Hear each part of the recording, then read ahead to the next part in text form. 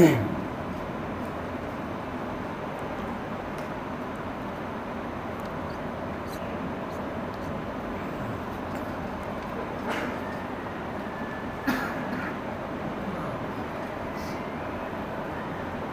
باللہ من الشیطان الرجیم بسم اللہ الرحمن الرحیم فتلقى آدم من ربه کلمات فتاب علیہ انه هو التواب الرحیم قلنا اهبطوا منها جميعا فإما يأتينكم مني هدى فمن تبع هداي فلا خوف عليهم ولا هم يحزنون والذین کفروا وکذبوا بآیاتنا اولئک اصحاب النار هم فیہا خالدون یا بنی اسرائیل اذکروا نعمتی التی انعمت علیکم واوفوا بعہدی اوف بعہدکم وایای فارہبون۔ ترجمہ: سورہ بقرہ پہلا پارہ، چوتھا اور پانچواں رکوع۔ فتلقى آدم من ربه، پس ملاقات کی آدم علیہ السلام نے اپنے رب سے، کلمات، چند کلمات کے ذریعے، فتاب علیہ، پس ان کی توبہ قبول کر لی گئی، انہ هو التواب الرحیم، بلا شبہ وہ توبہ قبول کرنے والا، رحم کرنے والا ہے۔ قلنا اهبطوا منها جميعا، ہم نے کہا اتر جاؤ یہاں سے تم سب کے سب، فَإِمَّا يَأْتِيَنَّكُم مِّنِّي هُدًى، پس آئے تمہارے پاس میری جانب سے کوئی ہدایت، فَمَن تَبِعَ هُدَايَ، پس جو شخص بھی اتباع کرے گا میری ہدایت کی، فَلَا خَوْفٌ عَلَيْهِمْ، نہ تو ان کے اوپر کوئی خوف ہوگا، وَلَا هُمْ يَحْزَنُونَ، اور نہ وہ غمگین ہوں گے۔ وَالَّذِينَ كَفَرُوا وَكَذَّبُوا بِآيَاتِنَا، اور وہ لوگ جنہوں نے کفر کیا، وَكَذَّبُوا، اور جھٹلایا، بِآيَاتِنَا، ہماری آیتوں کو، اولئک اصحاب النار، یہی ہیں دوزخ والے، ہم فیہا خالدون، اس میں ہمیشہ ہمیشہ رہیں گے۔ یا بنی اسرائیل اذکروا نعمتی التی، اے بنی اسرائیل یاد کرو میری ان نعمتوں کو، التی انعمت علیکم، جو میں نے انعامات تمہارے اوپر کیے ہیں، وَأَوْفُوا بِعَہْدِي أُوفِ بِعَہْدِكُمْ، اور پورا کرو میرے عہد کو، اوف بعہدکم، اپنے عہد کو، وَإِيَّايَ فَارْہَبُونَ، یہی ہے بچاؤ کا راستہ۔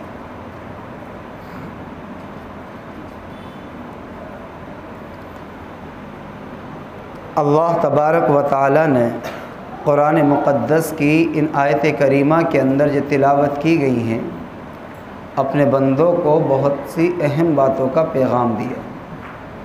اس سے پہلے کہ میں آیت پاک سے متعلق چند باتیں آپ کے سامنے پیش کروں، یہ جاننا ضروری ہے کہ اس سے پچھلی آیات میں کن باتوں کا ذکر کیا گیا۔ جو لوگ مسلسل تفسیر کے اندر حاضر ہیں یا گزشتہ ہفتے موجود تھے، ان کے ذہنوں کے اندر بات ہوگی، بات چل رہی تھی حضرت آدم علیہ السلام کے دنیا میں بھیجے جانے اور آدم علیہ السلام کے درمیان اور ان کی نسل اور شیطان کے درمیان آپسی اختلافات، آپسی عداوت اور دشمنی کی بات چل رہی۔ اللہ کی توفیق کے ساتھ میں نے گزشتہ ہفتے بھی آپ کے سامنے یہ بات ذکر کی تھی کہ اللہ تعالیٰ نے اس روئے زمین پر حضرت آدم علیہ السلام کو جب بھیجا تو اللہ نے یہ فرمایا تھا کہ کیا فرمایا تھا؟ قرآن کریم بیان فرماتا ہے کہ بعضکم لبعض عدو، کہ تم میں سے بعض کے دشمن ہیں۔ یعنی دنیا اتنے امن و امان، اتنے سکون، اتنے چین کی جگہ نہیں ہے جتنا سکون، جتنا امن و امان اللہ تعالیٰ نے جنت کے اندر رکھا۔ مسئلہ صرف اتنا نہیں ہے کہ وہاں پر جنت کے اندر کھانے پینے کا انتظام اچھا ہے، یہاں تک بات مکمل نہیں ہوتی ہے۔ فرمایا کہ جنت کے اندر کھانے پینے سے زیادہ چین و سکون، ذہنی سکون ہے، قلبی سکون ہے۔ ایک آدمی کو آپ نے دیکھا ہوگا کہ اس کے یہاں کھانے کا انتظام بھی اچھا ہے، رہنے کا انتظام بھی اچھا ہے، لیکن دماغی سکون نہیں، دل بے چین رہتا ہے۔ تو اس سے معلوم کرو کہ بھئی بڑے پریشان نظر آ رہے، کس چیز کی پریشانی؟ تو یہ کہے گا کہ بس پتہ نہیں کیا پریشانی، دل سکون میں نہیں ہے میرا۔ حالانکہ کھانے کا انتظام اس کے یہاں اتنا اسٹاک میں مال ہے کہ اگر وہ مہینوں تک کچھ خریداری نہ کرے تو اللہ نے اس کو اتنا انتظام دے رکھا کہ راشن بھی ہے، پہننے کے کپڑے بھی ہیں۔ جس مکان میں وہ رہتا ہے وہ مکان اپنی شان و شوقت کے اعتبار سے محلے کے اندر اچھی قسم کا ہے اور رہائش کے اعتبار سے اچھی فیسلٹیز کے اندر موجود ہیں، لیکن سکون نہیں ہے زندگی۔ اللہ تعالیٰ فرماتا ہے کہ دنیا کے اندر اللہ تبارک و تعالیٰ نے یہ بھی ایک چیز رکھی ہے کہ انسان کو سب کچھ ملے گا لیکن سکون نہیں۔ اس کی آواز بڑھا دو بھی، کھانسی اٹھ رہی ہے۔ دنیا کے اندر سب کچھ ملے گا لیکن سکون نہیں ملے گا، اس لیے کہ سکون کا جو تعلق ہے، فرمایا کہ وہ انسان کو اللہ تبارک و تعالیٰ نے اپنے ذکر کے ساتھ رکھا ہے، ذکر کے ساتھ رکھا۔ اور حضور اکرم صلی اللہ علیہ وسلم نے حدیث پاک کے اندر ارشاد فرمایا، ان الدنیا سجن المؤمن و جنت الکافر، کہ دنیا مومن کے لیے قید خانے کے مانند ہے۔ ایک ایمان والا ہو اور دنیا میں سکون مل جائے؟ نہیں۔ آپ کہو گے مولوی صاحب ایسی بات نہیں ہے، دنیا میں بڑے بڑے سکون سے رہ رہے ہیں ایمان والے، اللہ نے بڑا نوازا۔ کہا کہ نہیں، یہ ظاہری سکون نہیں ہے، ایمان والا سکون سے رہتا ہی نہیں ہے۔ اور راتوں کو جب سکون سے میٹھی نیند اسے آتی ہے تو فرمایا کہ راتوں کو اٹھنے کے بعد اپنے رب کے سامنے نرم بستر کو چھوڑ کر اللہ کے سامنے وضو کر کے مصلی پر کھڑے ہو کر اپنے اللہ کو منانے میں لگ جاتا ہے کہ میرا اللہ مجھ سے راضی ہو جائے۔ جب اس کی دوپہر ہوتی ہے تو وہ اللہ کے سامنے اپنی پیشانی کو جھکاتا ہے، ظہر کی نماز ادا کرتا ہے۔ جب اس کی شام ہوتی ہے اور موسم ذرا سہانا بہت شاندار ہوتا ہے، ٹھنڈی ہوائیں چل رہی ہوں، فرمایا کہ مومن کی شان یہ نہیں وہ سکون سے ہوائیں لے لے، فوراً وہ عصر کی اذان کے وقت میں فوراً مسجد کی طرف آتا ہے اور سب سے پہلے اپنی پیشانی کو رب کے سامنے جھکاتا ہے، اے اللہ ہواؤں کا دینے والا، موسموں کو بدلنے والا، ہواؤں میں ٹھنڈک اتارنے والا، ہواؤں کے اندر کیا چاشنی اتارنے والا، موسم کے اندر تبدیلی اتارنے والا رب کریم تو ہے، تیرے شکرانے میں ہم نے تیرے سامنے اپنی پیشانی کو جھکا دیا۔ تو اللہ تعالیٰ نے قرآن کریم کی اس آیت کریمہ کے اندر پوری انسانیت کو ایک پیغام دیا اور یہ فرمایا کہ تم میں سے بعض کے دشمن ہوں گے، سکون نام کی چیز نہیں ہوگی، اور کبھی کبھی سکون چھنتا ہے کس چیز سے؟ آپسی اختلافات سے، ذہنی ٹینشن سے۔ پڑوسی ایسا بیکار مل گیا کہ اس نے بس جب سے لے کر کے اس کے پاس گھر بنایا ہے یہ وہ ہمارے پاس آ کے بسا ہے، صبح کٹ جاتی ہے تو شام دور لگتی ہے، اور جب شام پکڑ لیتے تو صبح دور لگتی ہے، کہ ایک ایک رات ایک ایک دن بس سولی پکڑ رہی، کیسے نہ کیسے اس مکان کو میں نکالوں اور دوسرا کہیں اور جا کر کے مکان لے لوں۔ اس محل میں طبیعت نہیں لگتی جو کہ سکون جھوپڑیوں میں رہنے کے بعد میں مل جاتا ہے، کبھی کبھی یہ ہوتا ہے۔ تو اللہ تعالیٰ نے فرمایا کہ دنیا کے اندر یہ سارے حالات تمہاری زندگی کے ساتھ لگے ہوئے ہیں، کبھی ذہنی سکون نہیں، کبھی قلبی سکون نہیں، کبھی جسمانی سکون نہیں، کبھی روحانی سکون نہیں، کبھی کسی طرح کا سکون نہیں۔ یہ ہوائیں مخالف چاروں طرف سے آئیں گی، لیکن اس کے بعد میں اللہ تبارک و تعالیٰ بیان فرماتے ہیں کہ مستقر و متاع الی حین۔ مستقر، اے ایمان والو پریشان نہ ہونا، مستقر وقتی طور پر ہے سب چیز، ومتاع ساری دنیا مٹانا چاہے اور اللہ تمہیں باقی رکھنا چاہے، دنیا کی کوئی طاقت نہیں تمہیں مٹا دے۔ اپنے دل کے چھالے تو پھوڑ سکتا ہے دشمن، اپنی باتیں تو بنا سکتا ہے، تمہیں ستانے میں کوئی کسر تو نہیں چھوڑ سکتا، لیکن وہ یہ چاہتے ہیں کہ دنیا کے پردے سے تمہیں مٹا دے۔ فرمایا کہ جب تک اللہ نے جان میں جان رکھی ہے اس وقت تک دنیا کی کوئی طاقت نہیں کہ تمہیں مٹا دے۔ دشمن کی تو کوشش ہوتی یہ ہے کہ آپ کو پریشان دیکھے، دشمن تو چاہتا ہی یہ ہے کہ آپ کے ساتھ پروپیگنڈا کرے، دشمن تو چاہتا ہی یہ ہے تمہارے ساتھ جال سازی کرے، دشمن کا تو منصوبہ ہی یہ ہے، اس کا تو پری پلان یہ رہتا ہے، مکمل طور پر اس کی ذہنیت یہ رہتی ہے کہ تمہیں ہر آن ہر کل ہر وقت جیسے چاہے ہر وقت پریشان دیکھنا چاہتا ہے۔ تمہاری خوشی سے، تمہارے بولنے سے، تمہارے متعلقین سے، تمہارے آنے جانے والوں سے اس کے دل میں ایک درد پیدا ہوتا ہے، ایک چوٹ لگتی ہے۔ فرمائے کہ ایسے عالم میں جب محلے میں تمہارے دشمن پیدا ہو جائیں، تمہارے اپنے تمہارے غیر ہو جائیں، فرمائے کہ اس وقت اپنے رشتے کو اللہ سے مضبوط کر لینا، اپنے رشتے کو اللہ سے مضبوط کر لینا اور کہہ دینا کہ اللہ جن سے تو نے رشتہ ہمارا اتارا تھا، جو ہمارے اپنے تھے، انہوں نے غیریت کا ثبوت دے دیا، ایسے تو غیر بھی نہیں کرتے جیسے اپنوں نے کر دیا۔ اللہ تیری پناہ چاہتا ہوں۔ اللہ کہتا میرے بندے تو نے اگر میری پناہ مانگی ہے تو دنیا کی کوئی طاقت نہیں ہے میری پناہ سے تجھے کوئی ہٹا سکے۔ قرآن کریم نے اس کو بیان فرمایا، پوری انسانیت کو پیغام دیا، فرمایا کہ مستقر یہ دشمنیاں، یہ منصوبہ بندی، یہ پری پلان، یہ جال سازی، یہ پروپیگنڈا بنانے والا مہینوں 2 مہینے 6 مہینے بناتا ہے، اللہ تعالیٰ ایسا اڑا دیتا ہے جیسے کہ مکڑی کا جالا بڑے مہینوں میں بن کے تیار ہوتا ہے اور ایک ہوا کے جھونکے سے اڑ جاتا ہے۔ مستقر وقتی طور پر ہے، ومتاع اور تھوڑا سا ہے، وقتی طور پر تھوڑا سا ہے۔ آگے کیا فرمایا ہے قرآن کریم نے؟ الہین، ایک متعینہ وقت۔ اللہ تعالیٰ ایسے نہیں کہ دشمن کو اگر کوئی دشمنی کر رہا اور اس کے خلاف کوئی کر رہا تو اسے بالکل چھوٹ دے دو جو چاہے کرتا، نہیں، اللہ فرماتا ہے الہین، اس میں تمہارے دشمن کی بھی آزمائش ہے، تمہارا جو نقصان ہوگا وہ تو اللہ بھرپائی کہیں نہ کہیں سے کر دے گا، لیکن اس کی اپنی نسلوں کا نقصان ہے۔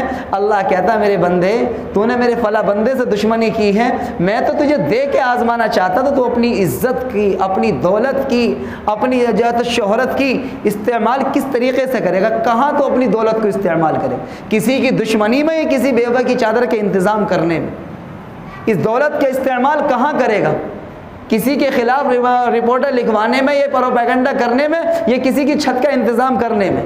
یہ دولت تو میں نے ہی دی تھی، اس کا استعمال تجھے اختیار دیا، تو صحیح راہوں پر اس کا استعمال کرے گا یا غلط راہوں پر اس کا استعمال کرے گا۔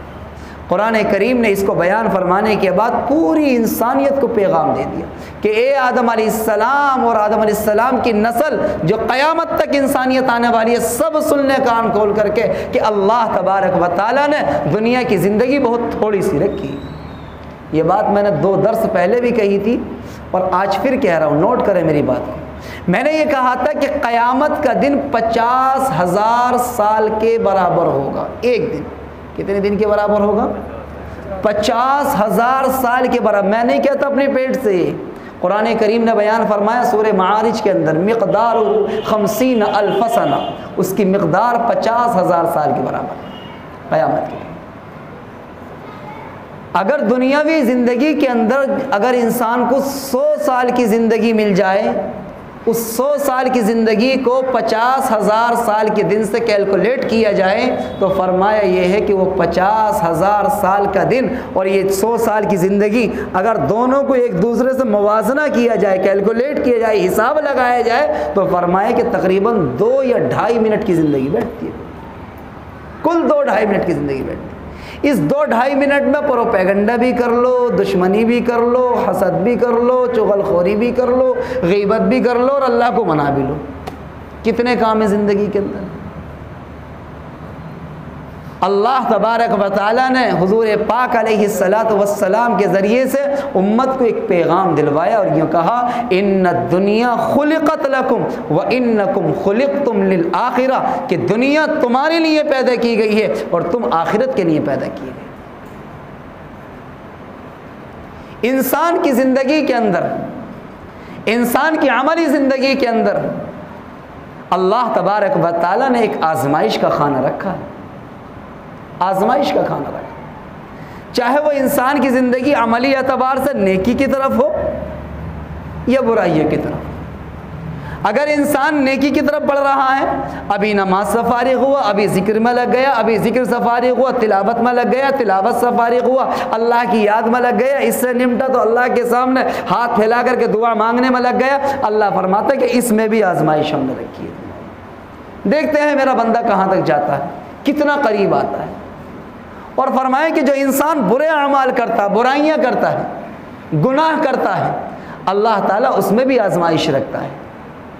ابھی انسان نے نماز چھوڑی، نماز چھوڑنے کے بعد میں موقع ملا تھا کسی کے اوپر ہاتھ صاف کر دیا، وہ آستین چڑھا کر کے، ابھی اس سے نہ نمٹا تھا، گھر میں گیا تو بیوی کے اوپر ہاتھ صاف کر دیا، وہاں سے نکلا تو محلے میں 4 آدمی کو گالی بک دی، وہاں سے نکلا تو پھر اس کے بعد نوکروں کے اوپر اور ہاتھ صاف کر دیا۔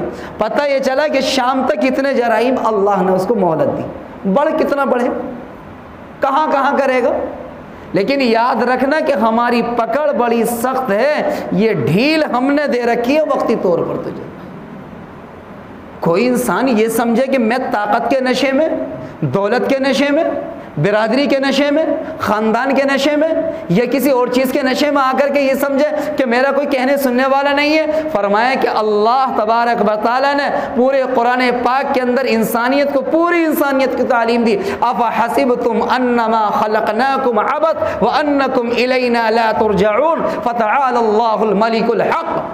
اللہ تعالیٰ فرماتا ہے کہ تم یوں سمجھتے ہو کہ ہم یوں ہی بیکار پیدا کر کے چھوڑ دیے گئے، ہمارا کوئی حساب لینے دینے والا نہیں ہے۔ فرمایا کہ نہیں، زندگی کے ایک ایک سانس کا، زندگی کے ایک ایک لمحے کا، زندگی کے اندر ملنے والی ایک ایک نعمت کا اگر اللہ حساب لینے پر آ جائے تو یہ اس کا انصاف ہے۔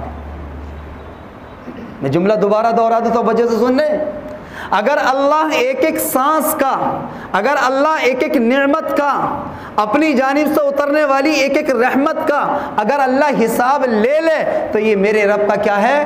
انصاف ہے۔ اور اگر اللہ حساب نہ لے تو یہ اس کا کیا ہے؟ رحم و کرم۔ اور مجھ جیسے ناکارہ بندے کی، ہم جیسے بندوں کی کیا مجال ہے اس احکم الحاکمین کو ہم حساب دے دیں گے؟ مجال ہیں ہماری؟ ہزار نعمتیں، لاکھوں اربوں کھربوں نعمتیں اتنی استعمال کرتے ہیں کہ اس کا شکر ادا نہیں کر پاتے ہیں، شکر نہیں ادا کر پاتے، حساب نہیں دے سکتے۔ اگر مسئلہ حساب کا ہوتا تو پھر سمجھو فلسفے کی بات، ہم نماز پڑھتے ہیں تو نماز یوں کہتے ہیں ہر آدمی قرآن کریم کی تلاوت کرنے والا، ذکر کرنے والا، اللہ کے سامنے پیشانی کا جھکانے والا، دعاؤں کا مانگنے والا، ہر آدمی کاہے کو مانگتا؟ جنت کو مانگتا۔ لیکن کیا کہتے ہیں ہم؟ نیت کرتا ہوں واسطے نماز کے، نماز پڑھتا ہوں واسطے اللہ۔ تو پتہ یہ چلا کہ ساری نمازیں، ساری تلاوت، سارا ذکر، سب کچھ کس کے لیے کرنا ہے؟ ہمیں اللہ کے لیے کرنا ہے۔ یہی تو قرآن تعلیم دیتا ہے، قل ان صلاتی ونسکی ومحیای ومماتی للہ رب العالمین۔ اے اللہ، میرا قربانی کا دینا، میرا نمازوں کا پڑھنا، میرا زندہ رہنا، میرا مرنا، سب کچھ اللہ تیرے لیے، سب کچھ تیرے لیے۔ یہ انسانیت کو پیغام ملا اللہ تعالیٰ کی جانب سے۔ تو میں یہ بات آپ کے سامنے ذکر کر رہا تھا کہ اللہ تبارک و تعالیٰ نے انسان کو مہلت دی ہے، آزمائش میں ڈال کر رکھا ہے۔ کوئی انسان کہاں تک جاتا ہے۔ اور دیکھو نشہ جو ہوتا ہے نا، کچھ نشے تو ایسے ہوتے ہیں کہ ان کا نشہ جلدی اتر جاتا ہے، اور کچھ نشے ایسے ہوتے ہیں کہ نسلوں تک اس کا نشہ چڑھتا ہے۔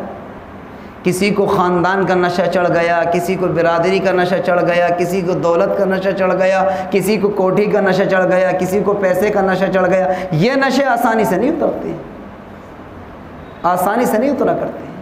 فرمائے کہ ان نشوں کو اتارنے کے لیے تو اپنے رب کی طاقت کو سمجھنا ہوتا ہے۔ یہ سمجھنا ہوتا ہے کہ جو میں کوٹھی پہ کھڑا ہوں، اس کوٹھی کے اوپر بھی کسی اور کی کوٹھی بنی ہوئی، میرے رب ذوالجلال ساتوں آسمانوں کے اوپر اپنا عرش الہی لیے ہوئے۔ جس دولت کے اوپر میں کود رہا ہوں، اس دولت کے خزانوں کا مالک تو اللہ، وللہ خزائن السماوات والارض، آسمان اور زمین کے خزانے اللہ کے قبضے میں۔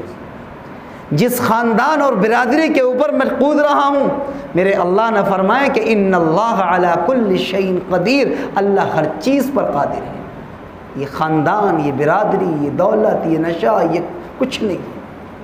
جس طاقت کے اوپر مجھے نشہ چڑھ رہا ہے، اللہ نے فرمایا کہ واللہ عزیز ذو انتقام، اللہ زبردست انتقام لینے والا ہے۔ جب کسی کو حد سے زیادہ ستایا جاتا ہے نا تو پھر رب ذوالجلال کا پھر جلال پوری عظمت اور جاہ و جلال کے ساتھ جوش میں آتا ہے اور اللہ تبارک و تعالیٰ کے یہاں سے فیصلے ہو جاتے ہیں انسان کے ساتھ۔ تو قرآن کریم نے اس کو بیان فرمانے کے بعد فرمایا کہ ایک راستہ ہے جو آدم علیہ السلام کو سکھایا گیا۔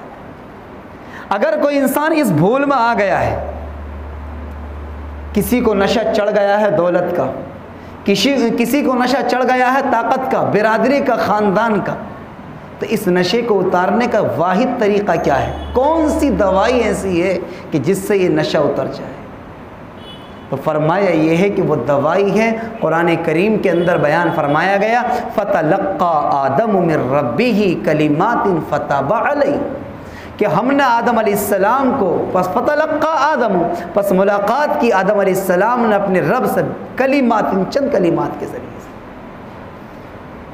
چند کلمات کے ذریعے سے۔ بات میں آپ سے نشے کی کر رہا تھا، جب بات نشے کی آئے گی تو ایک بات اور کہتا چلوں، یہ نشے کی لت اتنی بری ہے ہمارے معاشرے کے نوجوانوں میں، اخیر درجے کی پڑ چکی ہے، اخیر درجے کی، الامان والحفیظ۔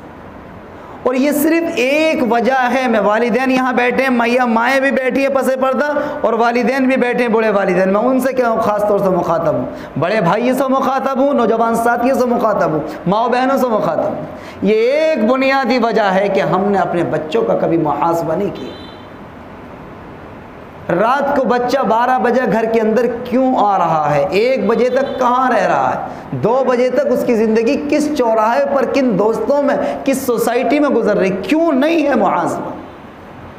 اگر صبح کو 8 بجے دکان کھولنی ہے اور 12 بجے وہ گھر میں گھس جائے تو پورے گھر کے اندر کوہرام مچے گا اس کے خلاف، ماں الگ سے چیخے گی، باپ الگ سے چیخے گا، بڑا بھائی آئے گا اس کے تیور الگ چڑھے ہوئے ہوں گے، اس کی ننسال سے کوئی آئے گا اس سے شکایتیں الگ ہوں گی۔ پتہ یہ چلے گا کہ وہ دکان پہ ایک دن 2.5 گھنٹے لیٹ پہنچ رہا تھا تو پورے رشتہ داریوں میں اور پورے گھر میں کوہرام مچا کر رکھ دیا، کیونکہ دنیا جا رہی تھی نا۔ لیکن جب وہ رات میں عشاء کی نماز کے بعد کھانا کھا کر کے مغرب کے بعد جب بھی اس کے کھانے کا نظام تھا، جب وہ گھر سے نکلا دوست و احباب کی مجلس میں، اس نے رات کے 12 اور 1 بجے تک کس چوراہے پر، کس لنٹر پر، کس میلے میں، کس ٹھیلے میں، کن اوباشوں میں، کن واہیات میں، کن خرافات میں، کن بدعات میں، کہاں پر زندگی گزاری ہے، کوئی کہنے سننے والا نہیں۔